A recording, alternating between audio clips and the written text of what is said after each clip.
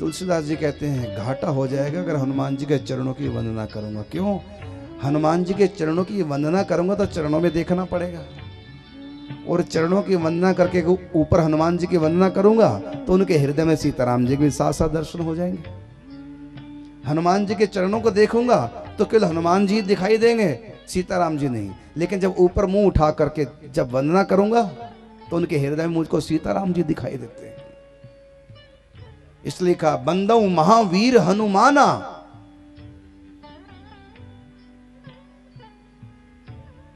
चरण शब्द का यहां प्रयोग नहीं किया। चरणों में वंदना नहीं करते, हनुमान जी को डायरेक्ट वंदना करें, चरणों को नहीं करें हनुमान जी के। बंदौ महावीर हनुमाना और जासु जस प्रभु आप बखाना। राम जासु जस आप बखाना, स्वयं भगवान ने जिसके यश को गाया है, बखान किया है। तो राम जी अपने संतों के भक्तों के यश का गान करते हैं। आप सुन के हैरान होंगे, ये भक्तमाला ग्रंथ जिसमें संतों के चरित्रों का वर्णन आया है, अयोध्या में जो कनक भवन है, राम जी का जो शयन कक्ष है, सीताराम जी का सैया लगाते हैं, सिरहना रखते हैं, सिरहना के पास ये भक्तमाला ग्रंथ रखा जाता है अयोध्या में। हर रोज राम जी सीता जी को एक ग्रंथ पढ़ करके सुनाते हैं, तब सोते हैं। कभी कभी सीता जी पढ़ती है, राम जी सुनते हैं, कभी कभी हनुमान जी पढ़ते हैं, सीताराम सुनते हैं। एक चरित्र भगत का हर रोज सुन करके तब राम जी शयन करते हैं। यहां तक कि जो भगवान का दिव्य धाम, परम धाम, वहां भी भक्तमाल के चरित्र कहे जाते हैं। हनुमान जी सुनाते हैं, सब सुनते हैं, कभी राम जी सुनाते हैं। राम जासु जस आप बखाना, यही भक्तमाल की कथा एक बार हो रही थी और बीच में संत को आधी कथा छोड़ के जाना था, पड़ गया जाना। फिर जब दोबारा आए तो श्रोताओं से पूछा, बहुत दिन के बाद दोबारा जब कथा हुई, भैया बताओ पिछली बार जो यहां कथा हुई थी तो कहां तक की कथा हुई थी, क्योंकि फिर वहीं से प्रारंभ करने। पूछा तो लोगों के ध्यान ही नहीं रहा, कहां तक कथा हुई थी, कौन से चरित्र पर छोड़ी थी, कौन सा चित्र रह गया, ये किसी का ध्यान ही नहीं रहा। संत नाराज होकर के भक्तमाल कथा बंद कर ली, बगलेंद्र भाई हम कथा करेंगे। क्यों? इसका मतलब तुम कथा ध्यान से नहीं सुनते। जब तुमको यही नहीं पता कि पिछली बार हमने कहां तक की कथा सुनाई थी, कौन से भगत का चित्र पर हम रुके थे, जब तुमको यही नहीं पता, इसका मतलब तुम लोग कथा ध्यान से नहीं सुनते। तो जब यहां कोई कथा ध्यान से सुनता नहीं तो फिर हम यहां सुनाएंगे क्यों? पोथी बांधी और चल दी। जाते समय ठाकुर जी को, गोविंद देव को, जयपुर में मंदिर है गोविंद देव, जाते समय गोविंद देव भगवान को प्रणाम करने लगे। जब प्रणाम करके वंदना करके उठे, देखा भगवान की आंखों में आंसू थे। मंदिर की मूर्ति, आंखों में आंसू। भक्तमाल कथा करने वाले भक्तमाली जी महाराज ने पूछा, महाराज आपकी आंखों में आंसू क्यों? तो श्री विग्रह से आवाज आई कि तुमने अभी अभी कहा था कि यहां कोई मेरी कथा ध्यान से नहीं सुनता। किसी को नहीं पता कि हमने पिछली बार कहां तक की कथा की थी। मैं तुम्हारी कथा को ध्यान से सुन रहा था और मैं बताता हूं, पिछली बार तुमने रविदास जी भगत की कथा पूर्ण की थी, उसके आगे अब चलो। और कोई सुने ना सुने, भक्तमाल कथा को मैं सुनता हूं, इसलिए मेरे लिए तुमको यहां कथा सुनानी पड़ेगी। संत ने विचार बदल दिया, फिर बैठ गए। कथा राम ठाकुर जी को सुनाई पूरी कथा। माने इस कथा को भगवान सुनते हैं। भागवत जी का जो मुख्य श्रोता है वो परीक्षित है। रामायण का मुख्य श्रोता वो भगवती पार्वती जी है। गीता जी का मुख्य श्रोता वो अर्जुन जी है। और भक्तमाल का मुख्य श्रोता स्वयं ठाकुर जी हैं। इसलिए आपने सुना होगा, हमने दोहा मंगला चरण में गाया कि हरिजू आए विराजिए, कथा सुनो इतिहास, तुम श्रोता भक्तमाल के, तुम पद रज मम आस। हमने ठाकुर जी का आह्वान किया कथा प्रारंभ करने से पहले, प्रभु आओ और इस कथा को सुनो। भक्तों का चरित्र भगवान को बहुत प्रिय है। अपने नित्य धाम में भगवान भक्तों की चर्चा करते हैं, भक्तों की कथा कहते हैं स्वयं, और सब सुनते हैं। ऐसे ऐसे मेरे भक्त मृत्यु लोक में हो चुके हैं, मेरे लिए क्या क्या करने को तैयार हो जाते हैं। वो बखान भगवान अपने मुख से, श्री मुख से प्रशंसा करते हैं। ये भक्तों की कथा भक्तमाल ग्रंथ ये भगवान को बहुत प्रिय है। इसके जो मुख्य श्रोता हैं स्वयं श्री हरि हैं, स्वयं ठाकुर जी भक्तमाल कथा सुनते हैं। इसलिए जिसके घर में ठाकुर जी की स्थापना है, जिसके घर में ठाकुर जी की सेवा विराजमान है, हमारी प्रार्थना कि कल से सब अपने अपने ठाकुर जी को लाएंगे, ये कथा हम ठाकुर जी को सुनाएंगे और आपको तो सुन ही जाएगी, लेकिन मुख्य इसके जो श्रोता हैं वो स्वयं ठाकुर जी हैं। इसलिए कल सब अपने अपने ठाकुर जी को लाएंगे भक्तमाल कथा में। एक छोटी सी कथा भक्तमाल प्रारंभ कर देते हैं। भक्तमाल की कथा में ही एक कथा आती है करमेती बाई की। अब की बार कल्याण गीता प्रेस गोरखपुर से जो प्रकाशित हुई भक्तमाल, उस भक्तमाल में प्रारंभ में 2 शब्द के रूप में करमेती की कथा दी गई, एक उदाहरण दे करके। क्योंकि लोग ग्रंथ को पढ़ने से पहले प्रारंभ में पढ़ते हैं कि ग्रंथ क्या उसके बारे में, तो उसमें करमेती बाई का उदाहरण दे करके समझाया गया कि ऐसी ऐसी कथाएं भक्तमाल में हैं। एक कथा, वही कथा हम यहां सुना रहे हैं।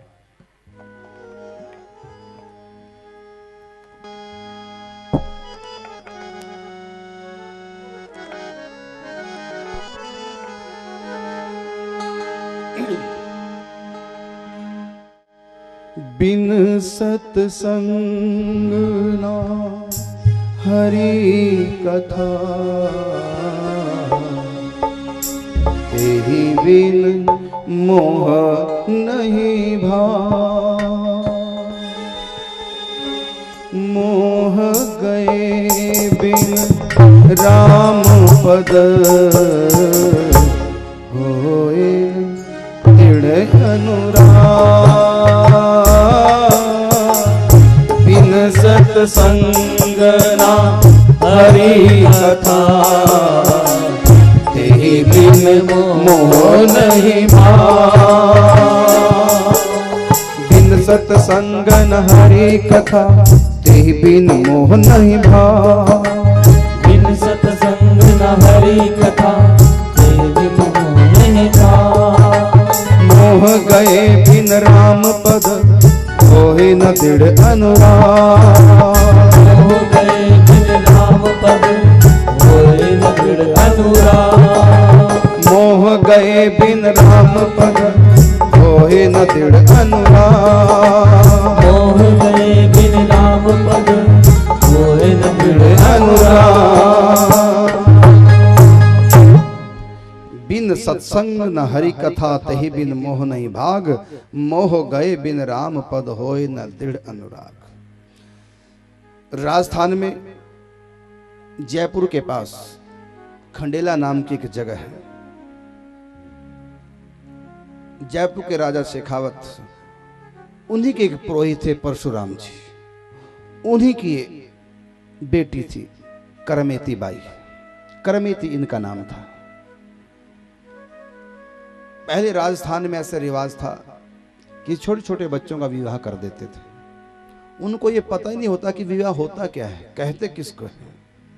इतनी उनको पता है कि बस बढ़िया बढ़िया कपड़े पहनो, खाओ, नाचो, गाओ, बस यही विवाह है। छोटे छोटे बच्चों का विवाह कर देते थे। तो उस कन्या का करमेती का छोटे पन में ही विवाह हो चुका था। जब उसको विवाह का अर्थ भी नहीं पता था, तभी उसका विवाह कर दिया। लेकिन रहती थी मायके में, क्योंकि नियम था कि जब तक वो बड़ी ना हो जाए तब तक उसको विदा नहीं करते थे, ससुराल भेजते नहीं थे।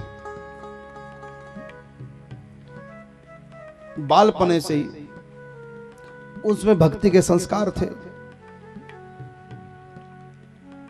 विवाह उसका हो चुका था, अभी मुकुलावा गौना उसका हुआ नहीं था। धीरे धीरे वो कन्या बड़ी हुई, ऐसे दिव्य संस्कारों को लेकर पैदा हुई थी। इसके पिताजी कथा भी किया करते थे। परशुराम जी महाराज पंडित जी थे, कथा भी बांधते थे। अक्सर घर में कथा होती रहती थी, कभी राम कथा, कभी भागवत कथा। एक बार भागवत कथा घर में हुई।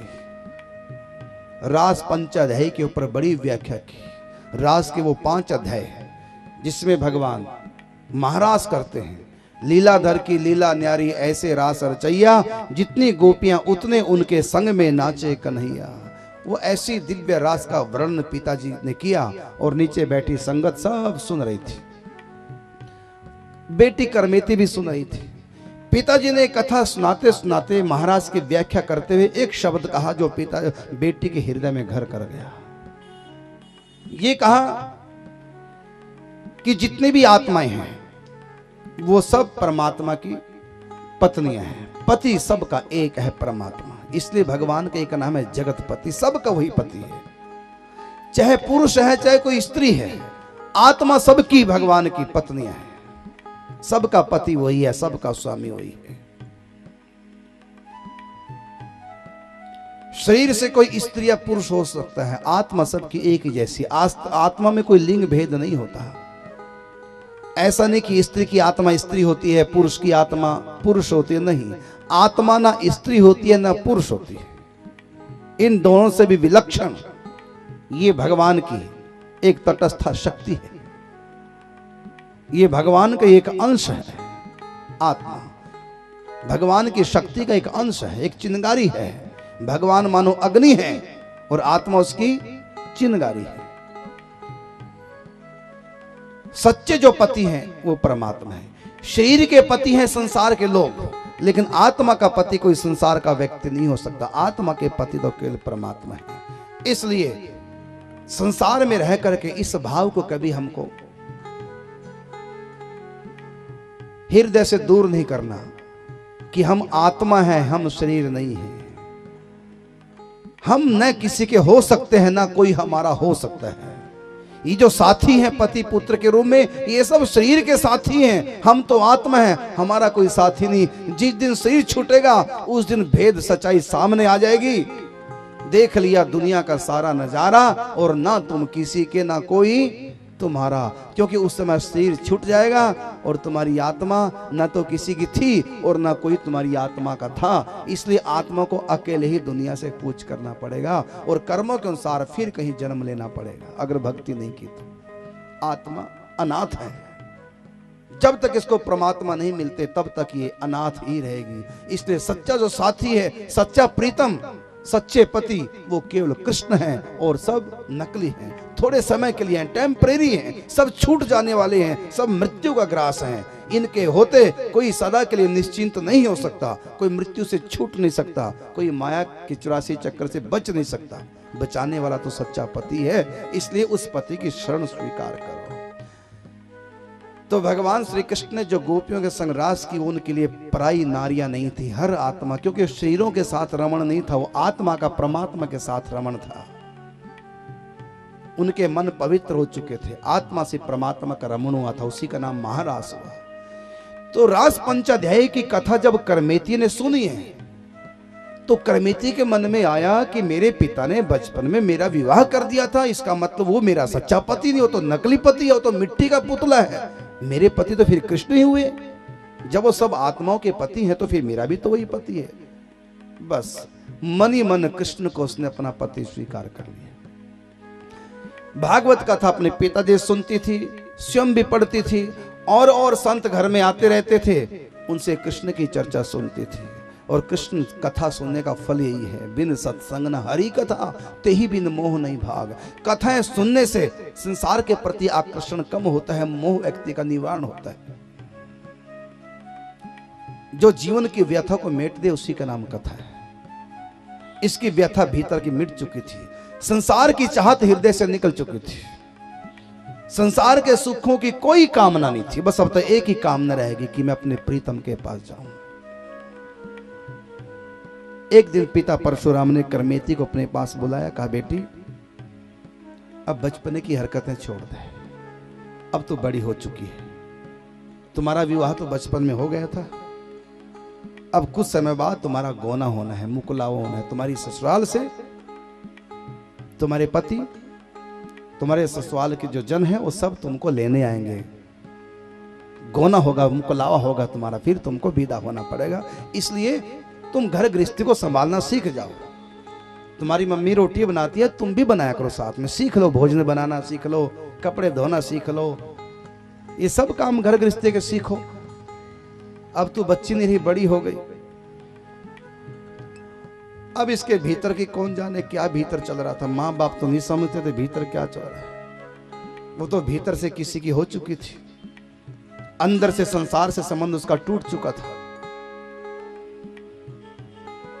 जैसे बिजली आई हो और हमने स्विच ऑन किया तो कई बार बल्ब जगता नहीं है, देखा बल्ब को बिल्कुल ठीक है, फ्यूज भी नहीं है, फिर कमी कहाँ है।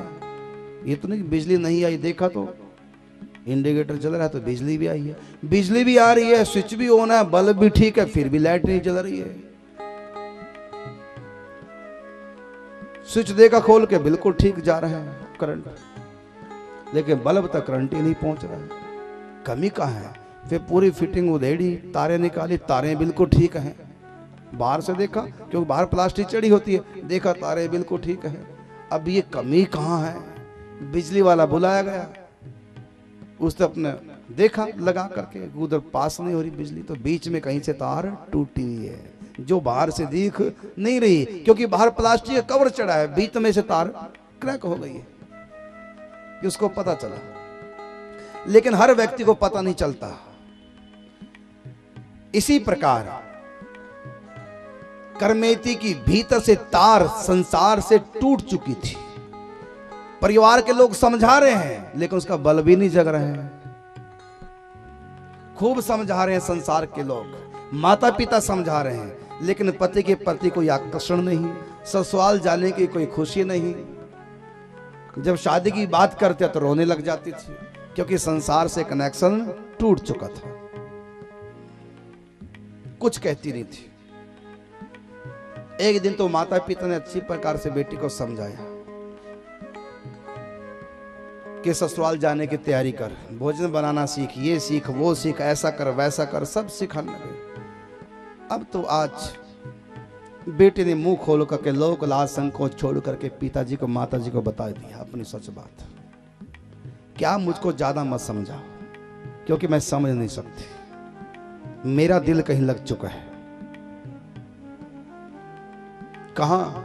तो बताया कि पिताजी जिनकी कथा आप दिन रात करते हैं, कितनी बार मैं कथा आपके मुख से सुन चुकी हूं। मैंने कृष्ण को अपना पति मान लिया, वही मेरा पति है, और कोई मुझको लेने ना आए, मैं गोना नहीं कराऊंगी, मेरा तो सब कुछ कृष्ण के साथ होगा, संसार में नहीं। पिताजी ने कहा ठीक है बेटी, माँ ने भी समझाया, ठीक है कृष्ण सबकी पति हैं, सच्चे पति वही हैं, लेकिन देह की यात्रा तो देह के संबंध से ही चलेगी। तू कन्या है, तुमको तो अपने घर जाना ही है, ये तो पराया घर है, वहीं तेरा जीवन कटेगा। तुमको भक्ति से हम नहीं रोकते, तुम भक्ति करो, लेकिन ससुराल जाओ, इसमें हमारी भी इज्जत है, तुम्हारी भी इज्जत है, तुम्हारे ससुराल वालों की भी इज्जत है। लेकिन कितना भी समझा लो, जब हृदय भगवान में लग चुका है फिर संसार में लग नहीं सकता। बहुत समझाया जब नहीं माने। जब इसको समझाया कि गृहस्थ में रह के भी तो भजन हो सकता है, तो करमेती ने बताया कि पिताजी जब भागवत कथा घर में आपने की है ना, आपने मुझको निमंत्रण के लिए कहा था कि जाओ पूरे गांव में निमंत्रण दे आओ, तो मैं सबके घर में गई थी निमंत्रण देने। कितने का एक कथा में आपकी सुनने के लिए, क्यों नहीं कथा में, जानते हो कथा में क्यों नहीं आए? मैं चाची के पास गई थी, ताई के पास ही निमंत्रण देने गई थी, भाभीियों के पास निमंत्रण देने गई थी, दादी के पास निमंत्रण देने गई थी, फलाने के घर निमंत्रण देने गए थे, लेकिन कितने का ही आपकी कथा में, जानते हो क्यों नहीं आई? क्योंकि सब गृहस्थी में फंसे हैं, और उसी गृहस्थी में आप मुझको फंसाना चाह रहे हैं। वो कथा में नहीं आई। आप कहते हैं कि गृहस्थी में भी तो भजन हो जाएगा। मैं देख रही हूं इस गांव में कितने लोग गृहस्थी में भजन कर रहे हैं, कथा में नहीं आ सकते। शादी में देखो भीड़ लग जाएगी,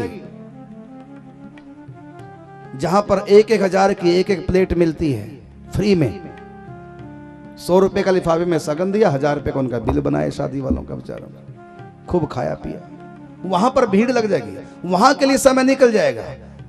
दुकान बंद नहीं होती कि कथा के लिए, और कोई बीमार पड़ जाए, हॉस्पिटल में जाना पड़ जाए, तो कथा, दुकान, घर सब का ताला लग जाएगा, सब हॉस्पिटल में नजर आएंगे, सब के लिए समय निकल जाएगा। लेकिन भजन के लिए समय नहीं, सत्संग के लिए समय नहीं निकलता। क्यों? क्योंकि सब फंसे हैं। गृहस्थों को गृहस्थी के कामों के लिए तो समय मिल जाता है, अखबार पढ़ने के लिए हर रोज समय निकाल लेते हैं। और इतना बड़ा अखबार होता है, इतना कुछ में मैटर पढ़ने को होता है, सेवा सुख पत्रिका से 10 गुना ज्यादा मैटर हर रोज घर में आता है, वो हर रोज पढ़ लेते हैं। अखबार पढ़ने के लिए समय मिल जाता है, लेकिन सेवा सुख पत्रिका पढ़ने के लिए समय नहीं, जबकि महीने में एक बार आती है। अखबार से 10 गुना कम उसमें मैटर होता है, इतनी छोटी होती है, लेकिन वो नहीं पढ़ी जाती, उसके लिए समय नहीं मिलता। और अखबार एक बार पूरा पढ़ लेते हैं घर में, उसके बाद जाते समय उसको साथ में ले जाते हैं। जब दुकान पे कोई ग्राहक नहीं आया, खाली बैठे, तो अखबार ही लेके पढ़ने लगे, दोबारा दोबारा फिर समाचार सुनो।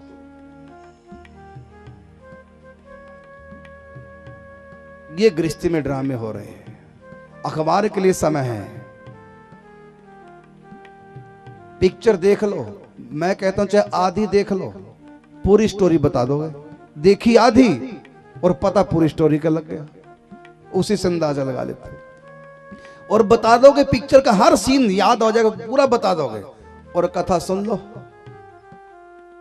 फिर पूछो कथा में क्या सुनाया, महाराज कथा बहुत अच्छी थी, सुनाया क्या, कहता ये नहीं याद रहा, भूल गए।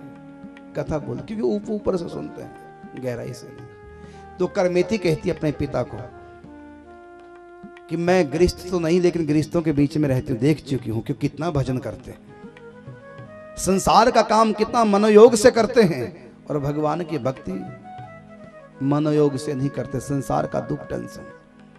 कितने लोग आपकी कथा में आए, जानते हो पिताजी कथा में क्यों नहीं लोग आए? इसलिए क्योंकि सब गृहस्थियां फंसे हैं अपने अपने झमेलों में, और आप उसी झमेले में मुझको फंसाना चाहते हैं, और ये कह करके कि गृहस्थी में भी तो भजन हो जाएगा।